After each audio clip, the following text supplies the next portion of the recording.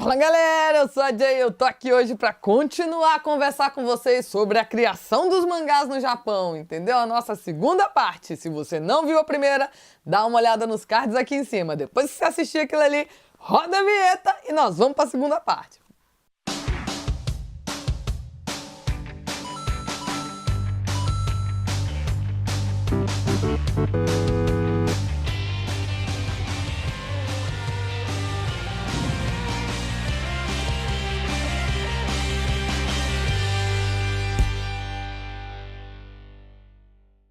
Finalizamos o vídeo anterior com o término da Segunda Guerra Mundial em 1945, certo? Certo. Aqui, agora, nós vamos pegar as décadas de 40, 50, 60 e é isso. 40, 50, 60. Né, produção? Quase que eu vou.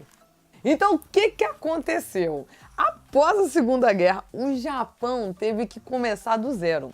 Entendeu? Assim, praticamente do zero. Coisa do fazer mangá mesmo, que é o que a gente tá falando aqui. Eles precisavam incentivar o pessoal, trazer entretenimento pro pessoal. O que foi muito bom e que impulsionou o mangá nessa época. Então, aonde que nós estamos? Estamos em meados da década de 40, certo? Certo. E no pós-guerra, o que foi importante para essa alavancagem dos mangás? Tivemos dois elementos muito importantes.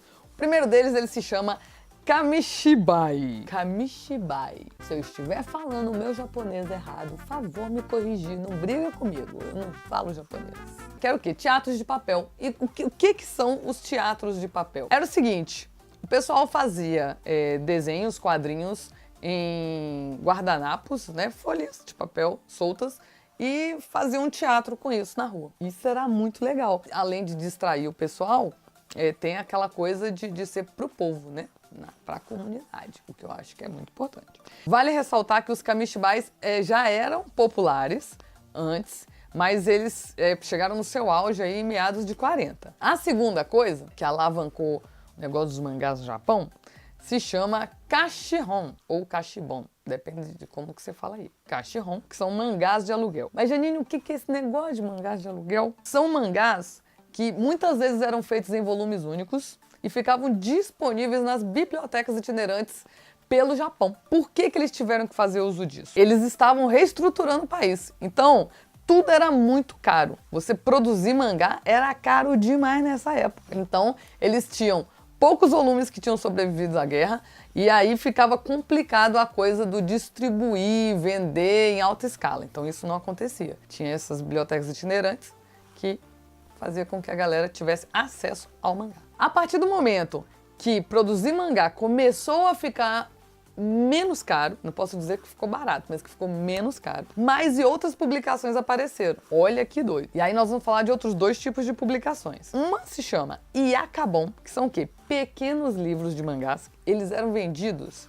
tipo nessas lojinhas, esses armarinhos que a gente tem, era vendido nisso aí. E tinha também o Akabon. O que era Akabon? Eles chamavam Akabon de livros vermelhos. Eles eram chamados de livros vermelhos porque eles eram impressos, né, todo com tinta vermelha. Então, por isso o nome, vermelho e tal. Esse tipo de livro era vendido por ambulante na rua. Ou seja, pelo que a gente está percebendo, a coisa veio de baixo para cima, né? A população, o povo mesmo, é que começou a ter acesso à coisa do mangá à medida que foi sendo possível produzir mangá. E aí sim, a gente começa a entrar numa era em que a coisa fica fervorosa. 1946, aquela pessoa de brilho, aquela pessoa de luz, aquela pessoa, sabe? Aquela pessoa do mangá japonês, produziu uma obra fantástica que se chamava Shin Takajima, tá? Que era Nova Ilha do Tesouro. E aí, gente, vem aquele nome maravilhoso, põe grande aí na tela, produção. Quem que fez?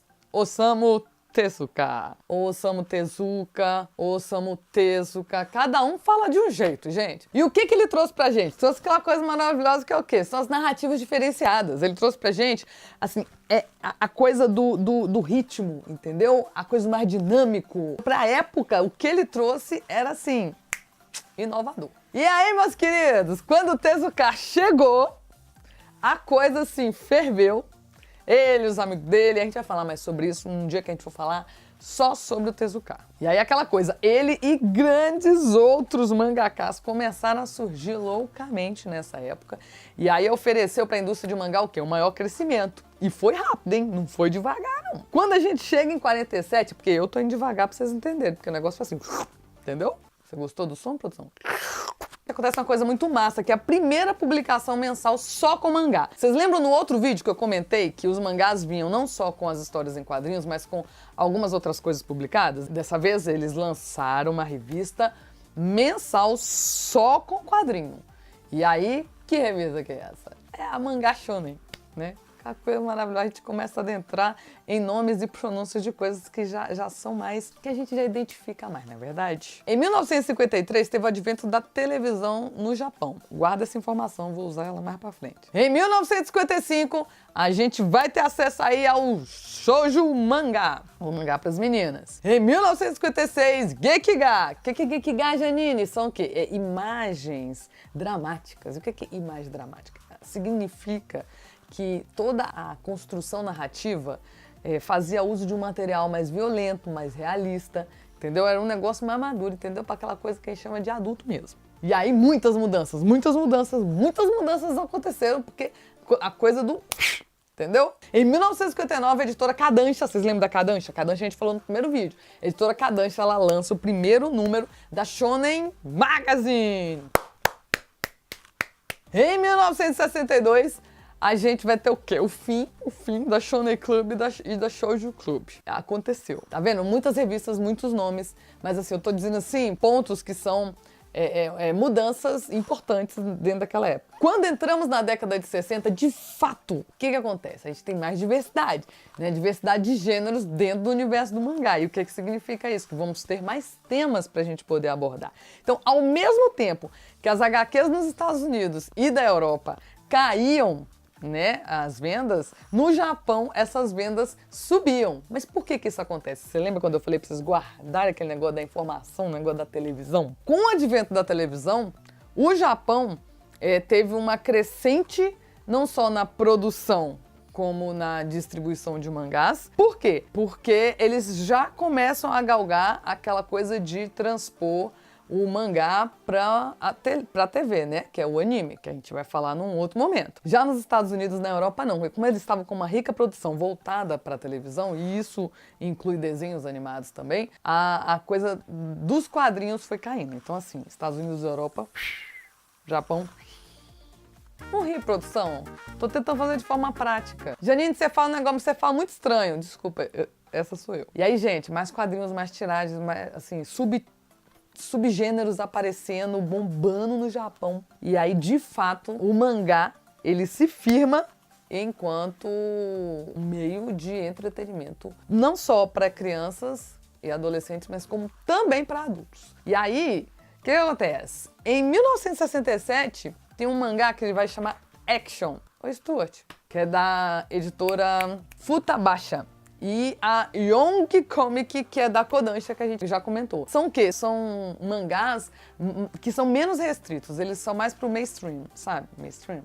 Em 68, temos aí a gloriosa Shonen Jump. E aí, gente, fica assim cada vez mais interessante. Adentramos aí o quê? O final da década de 60 e o início da década de 70. E uma coisa curiosa que é legal a gente falar é que, com o advento do shoujo, começaram a aparecer várias mulheres que também produziam mangás. O que é maravilhoso pra gente, né, produção? Mulheres produzindo pra mulheres. Tô dizendo assim, que a gente não pode produzir pra homens e vice-versa, não. Mas é legal porque é um momento em que as mulheres colocam ali a visão delas de mundo. E isso pra gente é muito importante, não é verdade? E aí uma coisa curiosa, montou-se um grupo que se chamava 24 Nengumi. Como é que fala 24 em japonês? Desculpa, eu não olhei. 24 Nengumi, que é o grupo dos 24. Que é o quê? É um grupo de mulheres, de 24 mulheres que estavam produzindo naquela época. Olha que negócio massa! E aí eu vou passar aí na tela o nome das 24.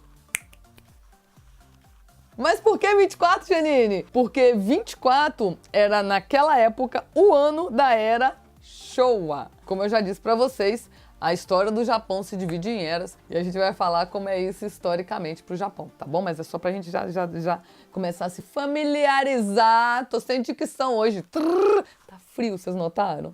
Janine, você tá com a mesma blusa de frio? Eu tô com a mesma blusa de frio, porque eu tô em casa e vou ficar sujando blusa. Vocês entenderam? Entenderam tudo? Terminamos o quê? A década de 60, estamos adentrando a década de 70. E aí no próximo vídeo nós vamos falar sobre 70, 80 e 90. Beleza? Aqui, galera, se você gostou, dá seu joinha que ajuda. Não sai ainda, eu tenho umas coisas pra falar com vocês, fica calma aí. Dá seu joinha que ajuda, compartilha nas redes sociais. Vai lá no sininho, olha o nosso Insta, olha o nosso Face, tem um monte de coisa acontecendo. Vai lá, conversa com a gente, comenta aqui. Entendeu? Era isso, Janine, que você queria falar? Era. Obrigada. Eu fui!